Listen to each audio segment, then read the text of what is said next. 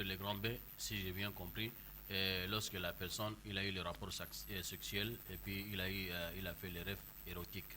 Donc tout simplement, nous pouvons les résumer en disant si la personne il a l'éjaculation, par exemple l'éjaculation.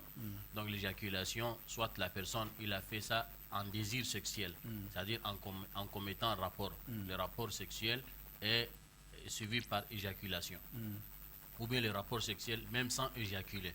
Une fois qu'il a eu rapport sans éjaculer, c'est fini déjà. Ça, c'est l'une des causes qui amène à la personne de faire les grands paix. Le prophète sallallahu alayhi wa sallam, il a dit Alma ou bilma.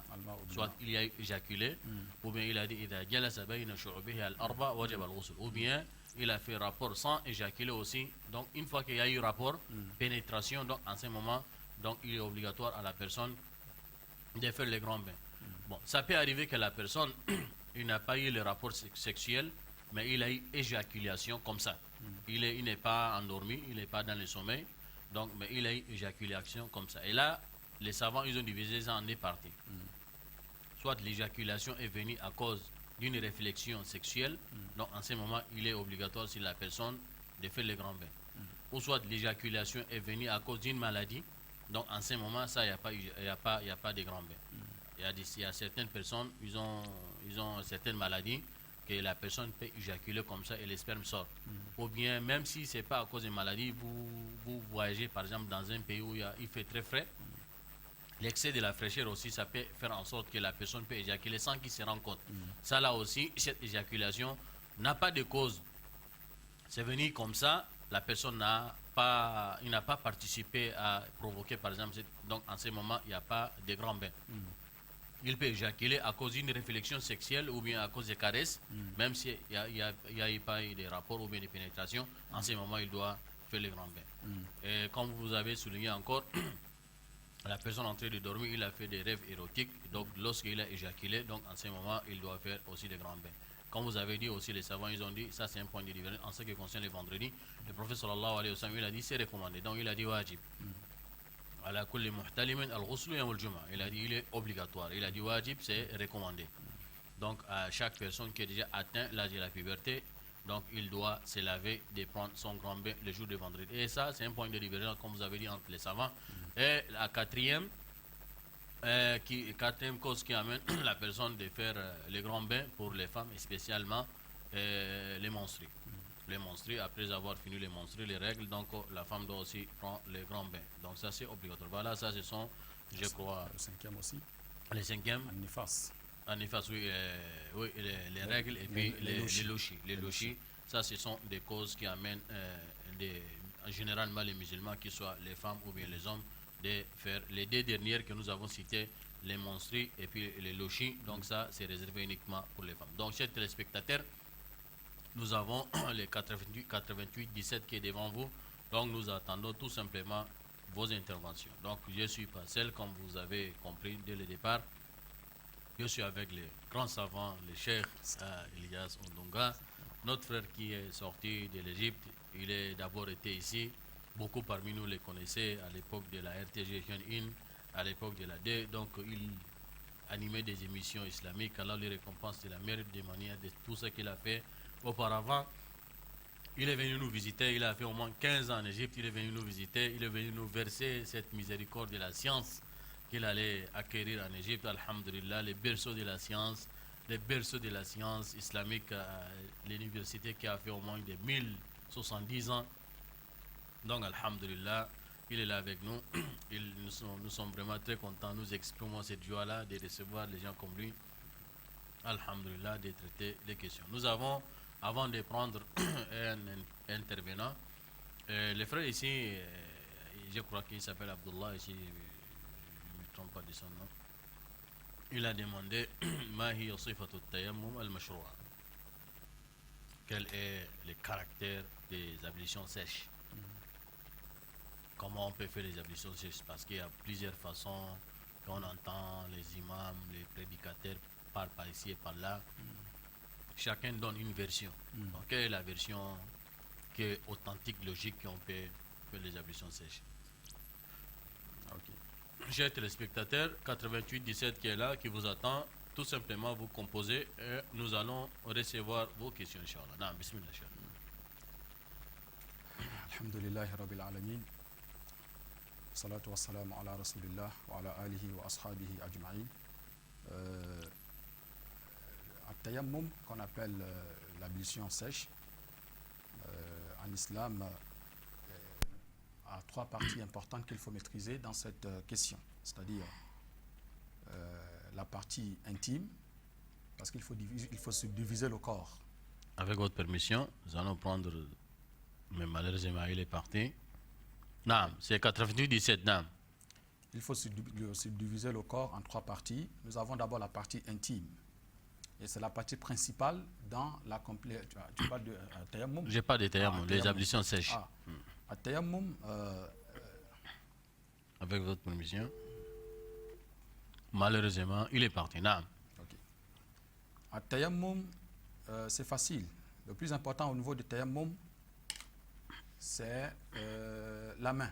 Il faut d'abord trouver un endroit pur, propre, le sable, la terre, ainsi de suite, où il faut tout simplement mettre les deux mains au niveau de cet endroit. Et si vous mettez les deux mains au niveau de cet endroit, si vous le frottez soit au niveau de votre visage, vous le mettez au niveau de la main et ça suffit.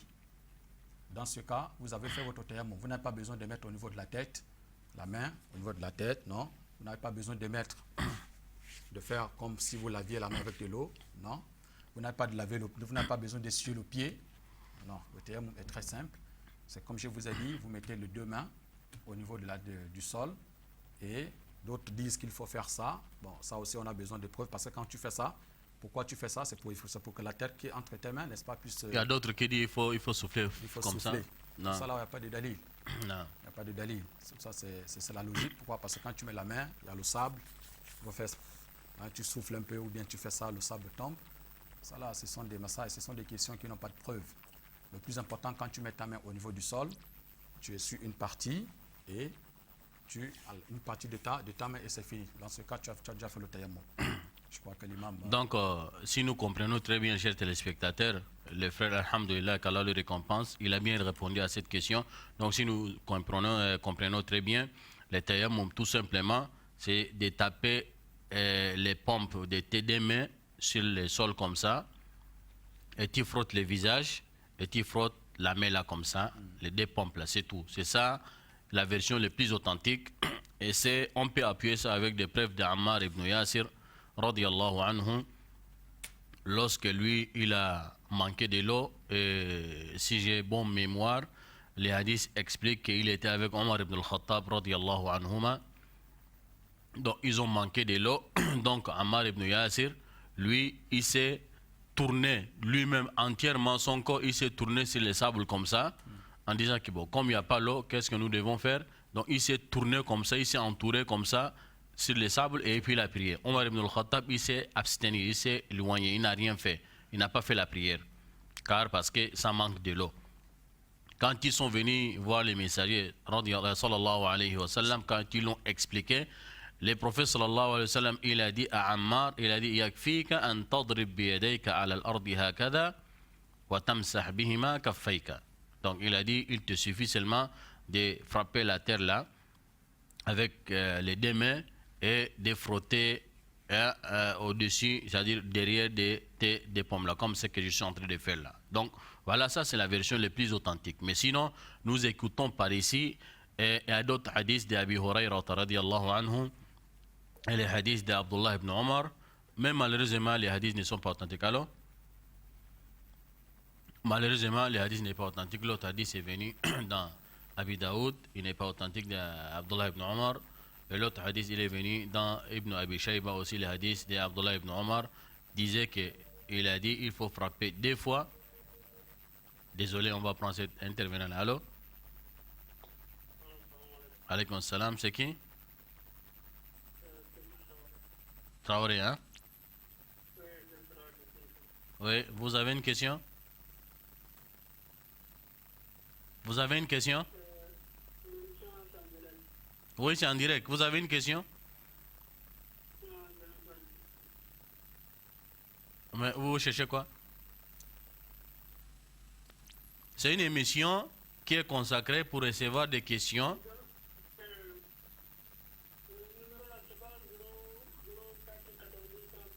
Non, c'est 88-17.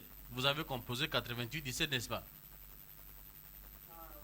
Donc, si vous avez des questions, vous posez des questions et nous allons traiter votre question, Inch'Allah.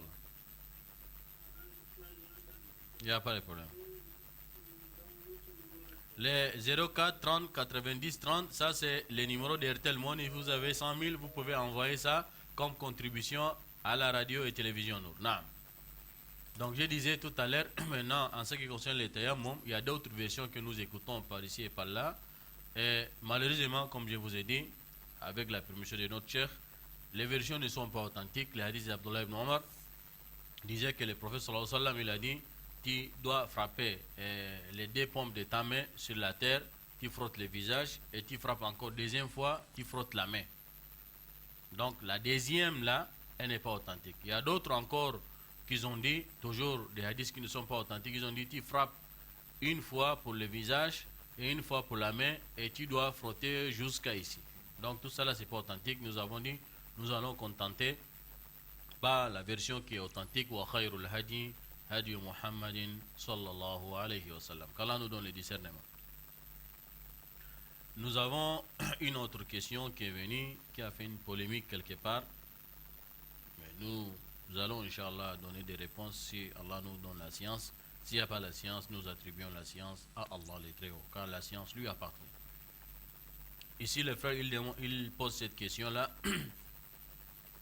Je crois que cette question-là, je l'avais traitée ici une fois lors de nos émissions pendant le Ramadan avec le frère Moussa Zingé. Mais la question est venue par un autre sens. Ils ont renversé un peu la question.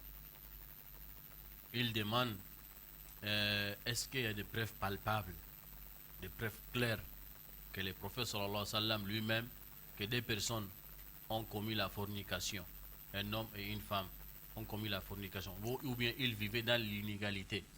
Ils sont venus lui voir et il a attaché les mariages à ces deux-là. Donc parce que nous comprenons par ici et par là que c'est permis que deux personnes vivaient hors mariage. Lorsqu'ils ont demandé la repentance, ils ont fait la repentance vers Allah. Donc il est possible qu'ils puissent légaliser leur union, c'est-à-dire on peut leur attacher les mariages. C'est ça qu'on connaît par ici dans les livres de fiqh et ainsi de suite. Les frères ici, ils cherchent à comprendre, est-ce qu'il y a des preuves concrètes que le prophète avait fait cet acte-là? Il a attaché les mariages à des personnes qui sont tombées dans la fornication. Si dans le cas contraire, le prophète n'a jamais attaché les mariages entre des personnes qui ont commis la fornication, pourquoi nous le faisons maintenant? N'est-ce pas la meilleure voie à suivre, c'est la voie du prophète sallallahu alayhi wa sallam. Donc ça va autour de ça au fait de la question. Non. Donc chers téléspectateurs, vous avez 88 17. Vous avez 88 17, n'hésitez pas de prendre tout simplement le téléphone, vous composez 88 17, nous allons recevoir votre question. J'essaie de rappeler ce que tu as dit sur la question. Donc la question, il ce dit... que tu as dit avec Moussa Zengui, j'essaie de rappeler au moins. Donc tout simplement, quand nous étions lors de nos émissions de l'année passée, quand je parle de l'année passée, c'est-à-dire l'année égérienne, à 1438, le mois de Ramadan passé, on a reçu, je crois, ce genre de questions en disant est-ce qu'on peut attacher le mariage entre deux personnes qui vivaient hors mariage et ils ont décidé de légaliser les réunions. Nous avons dit c'est permis islamiquement. Nous avons dit c'est permis. Tout simplement car il n'y a pas de preuves qui l'interdisent. Voilà ce que nous avons répondu. La question est venue maintenant en ce moment par une autre phase. Est-ce que les prophètes avaient, en son époque, est-ce que les prophètes avaient fait ce genre d'acte-là? Donc tout simplement nous allons dire, pas forcément que le prophète sallallahu alayhi wa sallam n'a pas fait, parce que nous savons très bien il y a des choses que le prophète n'a pas eu le temps de les faire dans son temps. Donc, il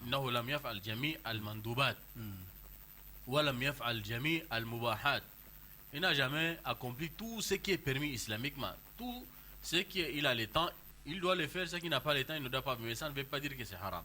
Tout simplement, nous allons dire ces cas-là. Si c'était arrivé chez le prophète sallallahu alayhi wa sallam que des personnes ont commis la fornication, ils sont venus lui voir en disant que nous avons commis la fornication, donc on veut maintenant légaliser notre union. Il n'allait pas attacher d'abord les mariages, il allait d'abord appliquer quoi? La peine. il allait d'abord appliquer la peine parce qu'ils ont avoué. Mais les cas comme ça n'ont jamais été arrivés chez les prophètes sallallahu alayhi wa sallam. C'est la raison pour laquelle il n'a pas attaché. Tout simplement, les cas comme ça n'a jamais été arrivé à l'époque des prophètes que des personnes ont commis la fornication. Ils sont venus voir les messagers. Voilà ce que nous avons fait.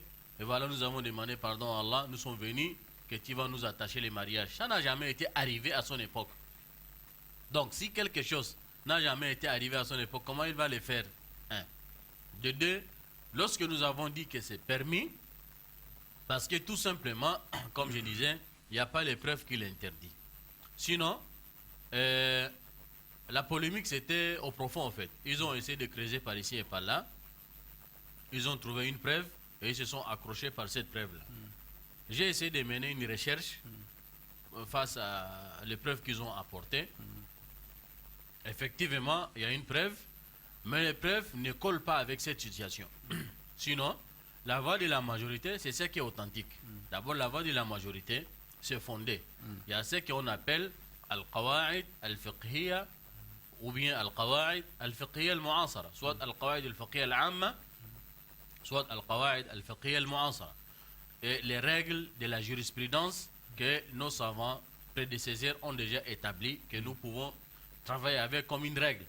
Ou bien les règles de la jurisprudence contemporaine face aux situations qui nous arrivent, par exemple, par ici et par là, qui n'ont jamais été à l'époque de nos pieds prédécesseurs.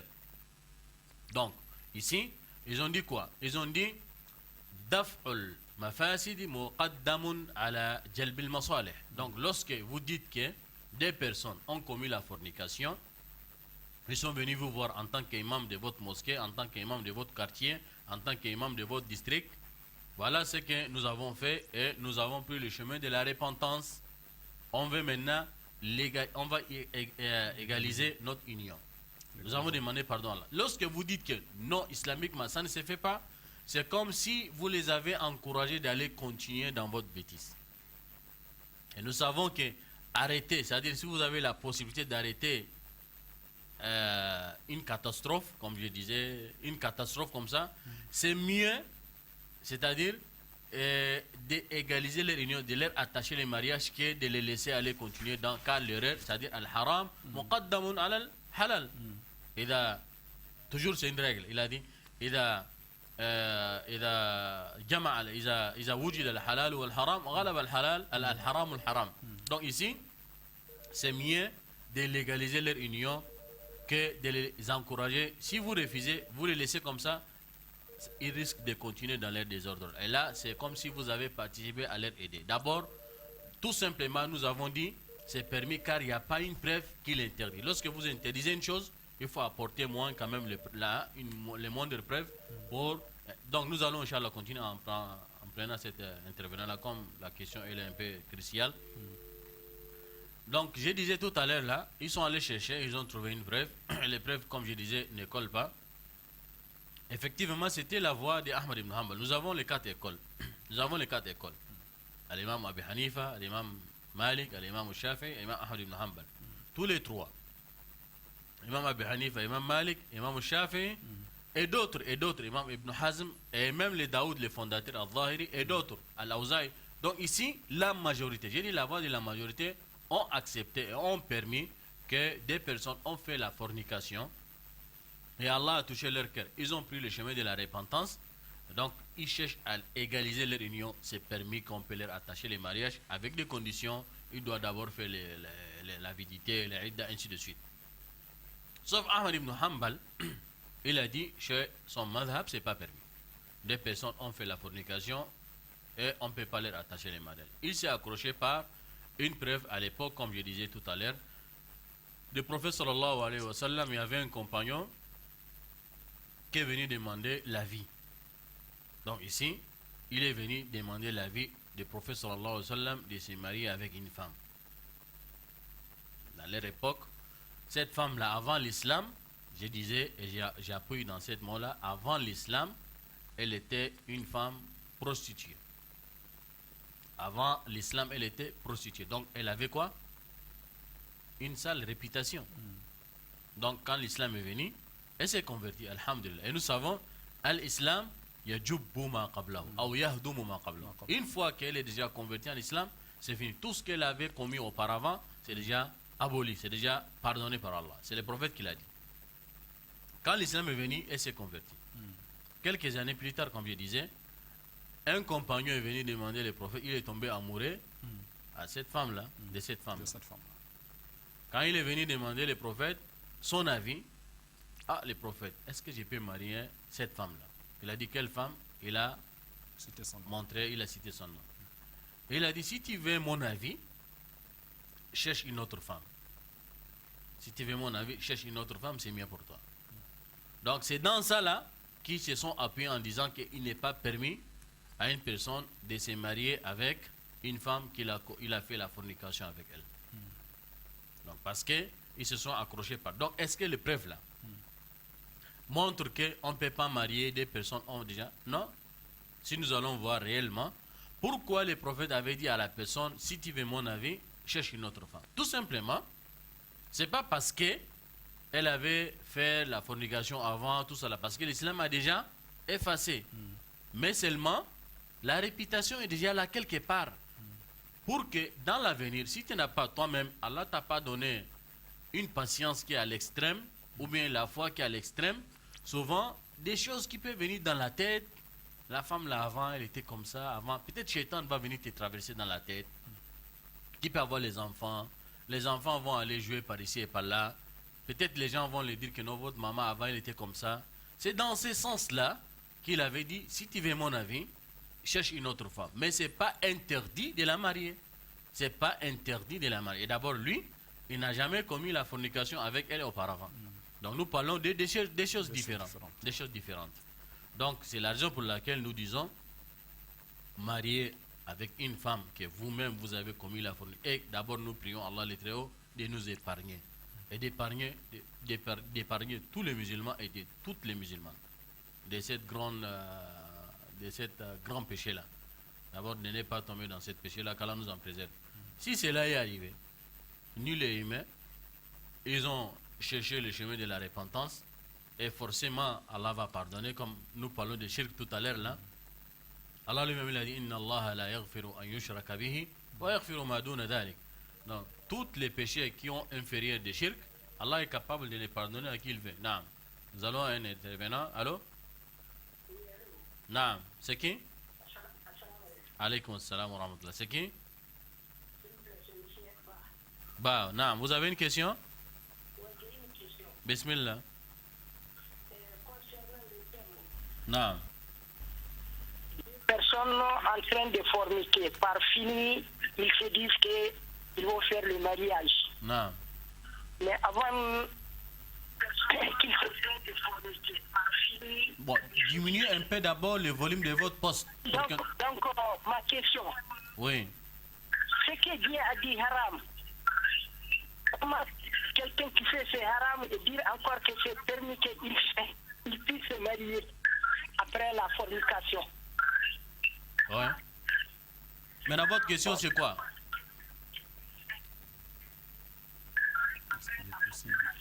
Ok, d'accord. Non. Donc, ma question, est-ce que c'est permis?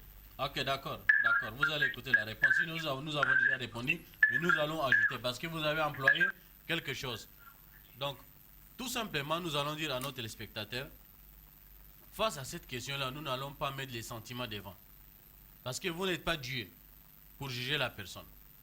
Vous n'êtes pas Dieu pour juger la personne. Peut-être lui, il a fait la fornication quelques années. Et dans cette fornication-là, peut-être il a eu même des enfants.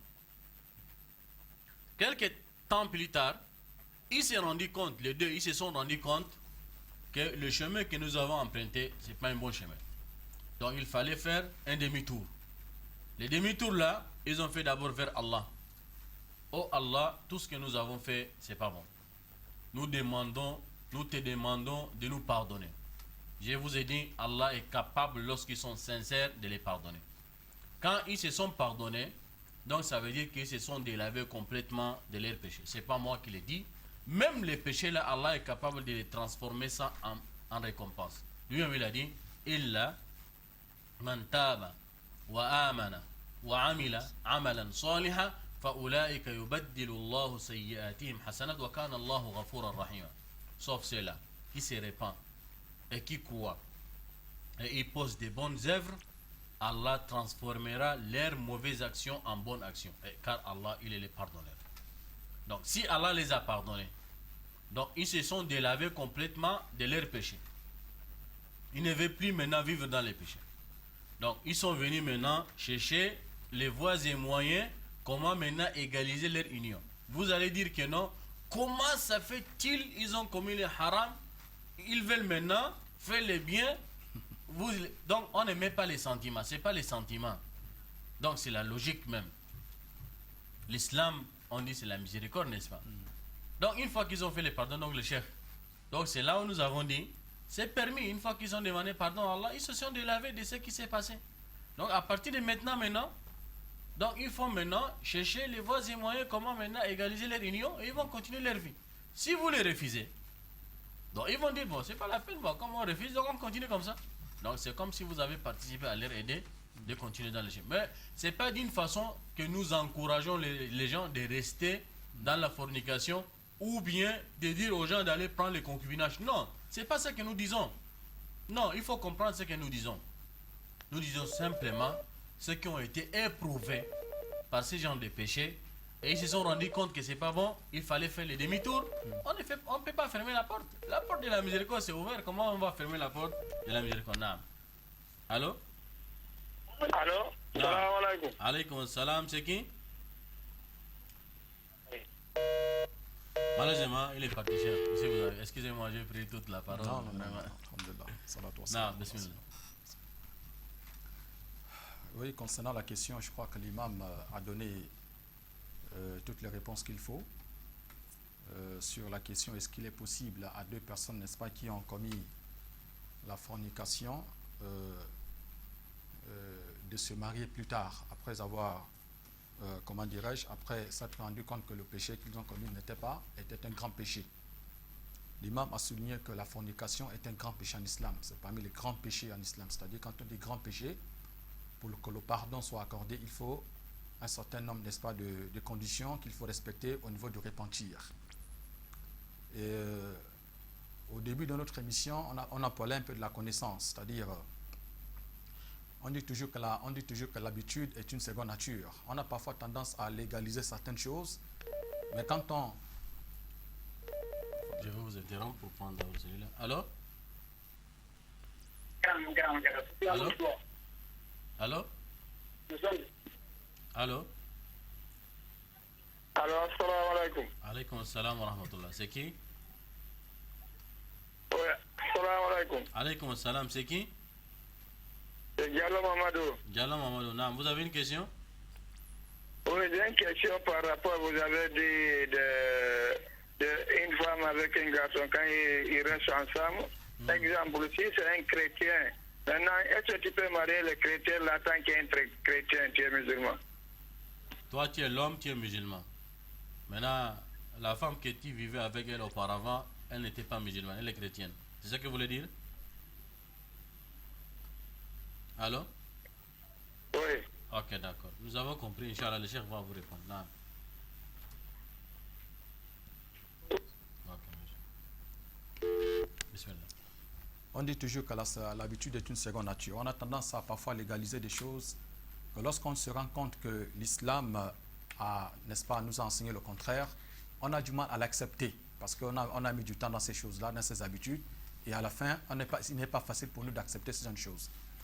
Est-ce qu'il est possible, n'est-ce pas, à deux personnes, n'est-ce pas, qui ont commis la fornication de se marier, après avoir, n'est-ce pas, après avoir, n'est-ce pas, après le repentir, islamiquement parlant, on a parfois tendance à croire que ce n'est pas possible. Mais oui, c'est possible. Pourquoi? Quand on dit que ce n'est pas possible, il nous faut automatiquement avancer une preuve. Parce qu'à l'origine, toute chose est permise. Mais quand on dit que cette chose n'est pas permise, qu'est-ce qu'il faut avancer dans ce cas-là? Ce n'est pas le sentiment qu'on veut.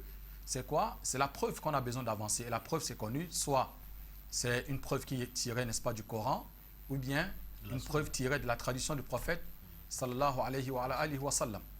Dans ce cas, si on n'a pas des preuves qui interdit à ces deux personnes de se marier, on dit qu'il est possible à ces personnes de se marier. Parce qu'on n'a pas de preuve. Donc on dit à l'origine, toute chose est permise. Désolé. Non. Allô? Oui, allô, salam alaikum. Alaikum salam, c'est qui? C'est Amadou Diallo. Amadou Diallo, non. Moi, ça va. Alaikum salam, non. Vous avez une question? Alhamdulillah. Excuse-moi, je me dis une question là. Bismillah. Allez-y. On vous écoute, allez-y. Oui. Mhm. Je travaille avec un... Bon, essayez d'abord de nous contenter de diminuer un peu le volume de votre poste pour qu'on va bien saisir votre question. Désolé, il est parti. Non. Donc l'imam a répondu à cette question. Il a donné des réponses assez qui ne nécessitent pas, n'est-ce pas, approfondir, à dire encore un peu plus. Je crois que on a seulement du mal à accepter la Non, réalité. il faut dire, s'il y a le Mais nouveau c'est ça. qui vient de l'Égypte, peut-être. Non, la nouveau, hein? question est simple et machallah, vous avez donné des réponses. Je crois pas. Non, allô? Allô? Allô, salam alaikum. Alaykoum salam, c'est qui? Oui, c'est Ali. Ali, de non. Bakele. Je vous Oui. écoute. Oui, ma question, je reviens à la deuxième question qu'on vous avez d'abord posée sur le divorce quand tu... Oui, Ali. Quand quoi? Ma question, c'est sur le divorce. L'homme qui n'en parle est pas. stérile là. Oui. Oui. Est-ce que lui, s'il aime vraiment sa femme, il peut demander, on peut mettre le step d'un homme pour qu'elle puisse accoucher, pour qu'elle puisse faire des enfants? Est-ce que c'est permis? C'est possible? Ok, Inch'Allah, vous allez écouter la réponse. Ok, d'accord. Non, vous allez écouter la réponse. Donc, cher, vous avez déjà fini la question là? La question, nous sommes en train de donner un peu plus, n'est-ce pas, d'éclaircissement. On a dit qu'on a du mal à accepter la réponse, mais c'est ça. Al-aslu fil ashya, al-ibaha. C'est-à-dire on ne peut pas interdire quelque chose qu'Allah a permis, sauf avec preuve. Donc dire qu'il n'est pas permis à ces deux personnes après le repenti de se marier. Allô? Allô? Oui? Allô, assalamu alaikum. Alaykoum salam, c'est qui? C'est Amadou Diallo, elle-même. Oui, vous êtes revenu. Allez-y. Ok. Bon, moi j'ai un petit souci là, vraiment un souci que je trouve depuis ça fait peut-être 4 mois. Allez-y, on vous écoute. Inch'Allah, le cher est là, il va vous déclencher. Plutôt 88 heures. Je travaille avec un frère. Bon, moi je suis un boutiquier. Je vous écoute. Vendredi, Faut bien écouter. Non. moi je fais sortir sacrifice 500 ou 1000 francs chaque vendredi moi-même. Je fais sortir dans ma poche pour faire le sacrifice. Comment? Je fais le sacrifice. Tu fais le sacrifice. Chaque vendredi 500 francs. 500 francs, oui. Oui, mais ça un peu me t'inquiète parce que quand je pars, moi, chaque vendredi, je pars avec mon patron jusqu'à la mosquée. Il part chaque vendredi. Mais je n'ai jamais dit mon patron fait sortir même 100 francs. De toutes les façons, c'est comme si j'ai compris, il travaille avec quelqu'un dans une boutique. Mais lui, chaque vendredi, il fait sortir 500 francs comme sacrifice, il donne. Et lui, il part avec son patron chaque vendredi à la mosquée ensemble. Mais il n'a jamais dit, c'est là où c'est coupé, il n'a jamais dit à son patron qu'il donne les sacrifices là chaque vendredi 500. Je ne sais pas, c'est dans sa propre poche ou dans la caisse de la boutique. C'est ça sa question. Mais avant de lui répondre, parce qu'il y a des priorités qui étaient devant nous. Donc tout simplement, nous avons dit, des personnes, comme le cheikh a dit, ont commis la fornication. Après, ils ont pris le chemin de la repentance. Nous avons déjà montré que Allah est capable de les pardonner. S'ils ont rempli les conditions de la repentance, comme le cheikh l'a dit. Et comme le prophète sallallahu alayhi wa sallam l'a dit. Ils ont rempli les conditions de la repentance, ils ont demandé pardon sincèrement à Allah, Allah les pardonne. Ils cherchent maintenant à faire deuxième chose, légaliser leur union, c'est permis. La personne qui dit le contraire, donc il n'a qu'à apporter les moindres preuves. C'est ça que nous avons dit. Al-aslu fil ashya al-ibaha hatta yarid ad-dalil bil hurma. D'autres frères qui a posé la même question mais en l'autre sens. Lui il est musulman, mais la femme là qui a forniqué avec elle, elle est chrétienne comme il a dit, elle n'est pas musulmane. C'est la même chose. Si lui il a demandé à Allah sincèrement le pardon, donc islamiquement, le Coran nous a permis, je n'ai pas dit autorisé. Il nous a permis de marier avec les gens des livres. Celui qui l'interdit aussi, il faut qu'il amène les moindres preuves, parce que nous avons trop entendu ça. Que les gens disent que non, comment un musulman il va marier une femme qui n'est pas musulmane, précisément les chrétiennes. À la fin, il s'accroche. À la fin, il s'accroche. Les tiraillements qui a été lié entre Omar et Hudayfa ibn al-Yaman, radiallahu anhu. Hudayfa, il avait épousé une femme juive. Il était gouverneur à l'époque de Omar. Donc, excusez-moi, le thème est un peu important, mais malheureusement, nous avons les téléspectateurs qui sont là et ils ont la priorité. Naam. Bismillah. Alaykoum salam. Oui. Donc, la question a été coupée. Oui. Vous travaillez avec quelqu'un. Laissez-moi traduire d'abord la question. Vous travaillez avec quelqu'un, chaque vendredi, vous donnez un sacrifice 500 francs. Oui. Vous partez avec votre patron à la mosquée ensemble. Vous n'avez jamais osé de lui dire. Voilà. Est-ce que l'argent là, vous prenez? Donc, l'argent que vous donnez là, ce sont l'argent que vous prenez dans la caisse ou bien c'est votre propre Voilà, argent? je n'ai jamais vu lui faire ce même 100 fois pour faire les sacrifices. Et puis moi, je travaille dans son boutique et fais ça tous les jours. Donc, le sacrifice que vous faites là, c'est à l'intention pour lui ou bien pour vous? Mais l'intention, votre intention là, votre intention. Ok, c'est bon, c'est bon. C'est bon, nous avons déjà saisi la question. Vous allez écouter la réponse, Inch'Allah. Comme rapidement, excusez-nous, vraiment le temps est débordé, mais ceux qui sont devant nous, c'est important, on va se contenter par cela. Et puis, Inch'Allah, arrêter, Inch'Allah, notre émission. Pour les frères, s'il avait donné ces sacrifices-là à l'intention pour son chef, donc son chef aura les récompenses de ça. Mais ce qu'il aurait fait au préalable, d'abord aviser son chef, son patron, que moi, voilà, je donne 500, je donne 200, je donne 300 de sacrifices, mais c'est pour toi. C'est permis. S'il ne l'a pas fait, au préalable, il doit le faire, c'est-à-dire à l'intention que les récompenses soient attribuées à son patron.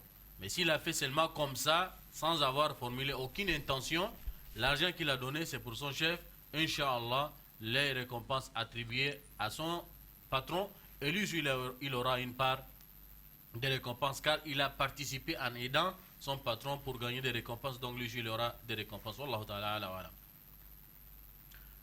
Je disais tout à l'heure, donc, ce qui s'accroche dans ce qui est passé entre Hudayfa et Omar ibn al-Khattab. Hudayfa avait marié une femme juive. Quand Omar avait entendu ça, il a écrit une lettre, une note. Il a envoyé à son gouverneur qui est Hudayfa. Il a dit divorce la femme là tout de suite là. Parce qu'elle est juive. Hudayfa a pris la lettre, il a tourné la lettre, il a écrit derrière la lettre, il a dit à vos ordres mon chef, je vous respecte, mais je vais faire passer la parole d'Allah devant la parole de quiconque. Est-ce que vous niez cette verset-là où Allah a dit que les femmes des livres nous ont permis? Et il a dit, je suis désolé, je ne divorce pas la femme. Quand on a envoyé la lettre, à Omar, il a vu la lettre, il a mis ça à côté, il n'a fait aucun commentaire. Quelques années plus tard, Hudayfa a divorcé la femme. Ses amis l'ont dit, mais le moment où ton chef avait demandé de divorcer la femme, pourquoi tu as refusé? Il a dit, si j'avais exécuté son ordre, c'est comme si les versets n'existaient pas dans le Coran. J'ai fait passer la parole d'Allah devant. Donc ça veut dire qu'il s'est permis à un musulman de marier une femme qui n'est pas musulmane, mais précisément, elle doit être chrétienne ou juive. Donc c'est permis. À la fin, le frère Ali, il a dit, lorsque nous avons traité la deuxième question en disant, l'homme qui n'enfante pas, la femme a le droit de demander le divorce. Le frère il nous a amené dans d'autres problèmes. Il a dit, est-ce que c'est permis maintenant dans les cas comme ça? Il y a l'amour entre ces deux couples-là. L'homme, il aime la femme, elle aime l'homme. Mais à cause des manquements de l'enfant, la femme cherche l'enfant. Pour garder cette union-là, pour ne pas aller tomber dans les hadiths qui n'est pas authentique, les gens disent Abghadul halal ila Allah talaq. C'est un hadith qui n'est pas authentique. Pour ne pas aller tomber dans cet hadith-là, divorce-là, qui n'est pas bon là. Est-ce qu'on peut prendre les matériels, c'est-à-dire les spermes de notre homme et injecter ça dans l'utérus de la femme afin que l'enfant va enfanter? C'est pas permis. Tout simplement, Allah a dit وَالَّذِينَ هُمْ لِفُرُوجِهِمْ حَافِظُونَ إِلَّا عَلَى أَزْوَاجِهِمْ أَوْ مَا مَلَكَتْ أَيْمَانُهُمْ فَإِنَّهُمْ غَيْرُ مَلُومِينَ. L'enfant là va attribuer à qui? C'est l'homme d'un autre homme qui est étranger et qui a été injecter dans l'utérus de la femme, c'est pas son enfant. C'est clair. C'est pas permis. Il aurait posé la question autrement pour recadrer sa question. Si par exemple la science a démontré que l'homme n'enfante pas à cause de la faiblesse de son sperme, donc en ce moment les savants contemporains ils ont dit c'est permis de prendre son sperme là et le traiter et injecter à la femme là. Mais à condition, ils ont mis aussi des conditions, à condition que ça doit être dans la main d'un médecin qui est crédible, ainsi de suite, tout ça là. Donc, Wallahu ta'ala, alam, les chefs, vous avez la dernière parole. Les mots de fin. Non. Alhamdulillahi Rabbil Alamin. Nous avons, chers frères musulmans et chères sœurs, grâce à cette émission, nous avons, n'est-ce pas, par la grâce de Dieu, répondu à un certain nombre de questions. Si on n'a pas peut-être répondu à toutes les questions, Inch'Allah, dans les émissions plus tard, dans les émissions à venir, l'imam est là, il aura l'occasion, n'est-ce pas, de répondre à d'autres questions. Et par rapport à certaines questions, les questions qui sont très très importantes, comme les questions de divorce, on conseille vraiment à nos frères et nos sœurs musulmanes, n'est-ce pas, parfois d'aller un peu plus, c'est-à-dire de se rapprocher de nos connaisseurs dans des mosquées, des imams, des savants, de s'asseoir et discuter avec eux. Et avec ces derniers, n'est-ce pas, ils peuvent avoir des réponses qu'ils veulent, n'est-ce pas, à leurs questions. Et il ne faudrait pas aussi, quand on nous dit des choses, on donne des réponses à certaines de nos questions, qu'on s'échauffe. Hein, c'est pas ça l'islam, c'est pas ça. L'islam, c'est ad-dalil, c'est-à-dire la preuve, al-kitab, wa sunnah, wa as-sahiha. Donc c'est ça. Et si on se limite à ces, c'est-à-dire au Coran et à la Sunna, ou à aqwal ulama, ainsi de suite, on ne va pas s'échauffer. On ne va pas s'échauffer. L'islam est facile. Et comme on a dit au départ, que cette religion, pour mieux la pratiquer, il faut la connaissance. La connaissance ne nécessite pas que tu puisses mémoriser tout le Coran, ou bien tu puisses mémoriser tous les hadiths. Non, non, non. La connaissance est que tu puisses, au moins avant d'accomplir une action, un acte en islam, que tu sois sûr de ce que tu veux accomplir, que tu sois sûr que cet acte, n'est-ce pas, a des preuves, n'est-ce pas, authentiques avant de l'accomplir. Et si tu n'en as pas une preuve, c'est à toi maintenant de te rapprocher des savants.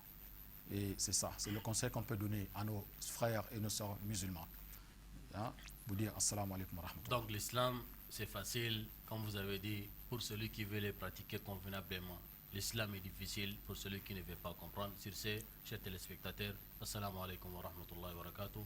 À nous retrouver, Inch'Allah, les mercredis prochains, si Allah le veut, Inch'Allah ta'ala. Assalamu alaikum wa rahmatullahi wa barakatuh.